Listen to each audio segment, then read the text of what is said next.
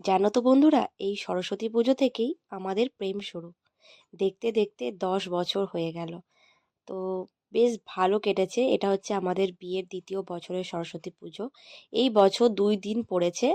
আজকে হচ্ছে রবিবার, মানে হচ্ছে 2 তারিখ, আর কালকে হচ্ছে 3 তারিখ। কাল সকাল 9:30টার মধ্যে আর কি পুজো সবাই করে নেবে, কালকে যারা করবে। আর আজকে দেখো সন্ধেবেলায় রেডি হয়ে বেরিয়ে পড়েছি। আর ঠান্ডা তো ছিল, ওর জন্য না আমি শাড়ি পরিনি, কারণ বাইকে ঘুরবো আর শাড়ি পরলে না সোয়েটার পরতে আমার ভালো লাগে না।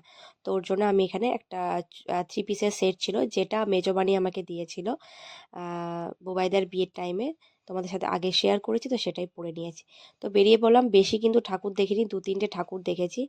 প্রথমে গিয়েছিলাম যেখানে তোমাদের ইস্পাত পল্লীতে সব থেকে বড় মা সরস্বতী মূর্তি হয়েছিল, সেটা প্রথমে দেখলাম।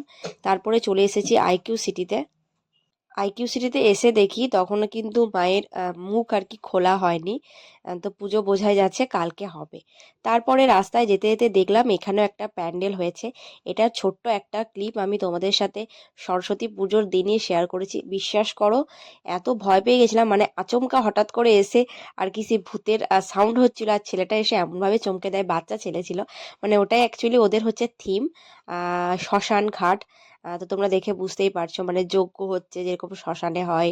তো এরকম টাইপের প্যান্ডেলটা করেছিল, বেশ কিন্তু ভালো করেছিল।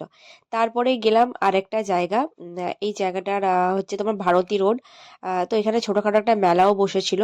আর এখানে যে প্যান্ডেলটা করেছিল না এই বছর দুর্গাপুরে, কোন জায়গায় আমি ঠিক মনে করতে পারছি না, বাট এইরকম সেম টাইপেরই আর কি প্যান্ডেল করেছিল। তোমরা যদি দেখো তাহলে আশা করি যারা দুর্গাপুরে থাকো বা দেখেছো, দেখলে কিছুটা আর কি বুঝতে পারবে। তো ভিতরটাও কিন্তু সেম অনেকটা ওরকম করারই চেষ্টা করেছে।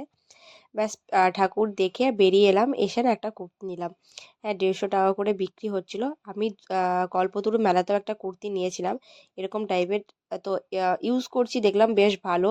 তো যেটা পছন্দ হয়েছিল সেটা সাইজ কিন্তু অনেকটা বড় ছিল। তো ওটার কোনো ছোট সাইজ ছিল না বলে আমি নিতে পারিনি।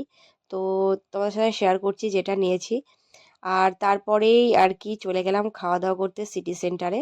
তো সিটি সেন্টারে কোথায় খেলাম, নতুন একটা রেস্টুরেন্ট। নতুন বলবো না, অনেক দিনই হয়েছে, বললো 1 বছর, আমাদের কাছে নতুন। তো এটার একটা সেপারেট ভিডিও তোমাদের সাথে শেয়ার করব। তো তখনই তোমরা দেখে নিও।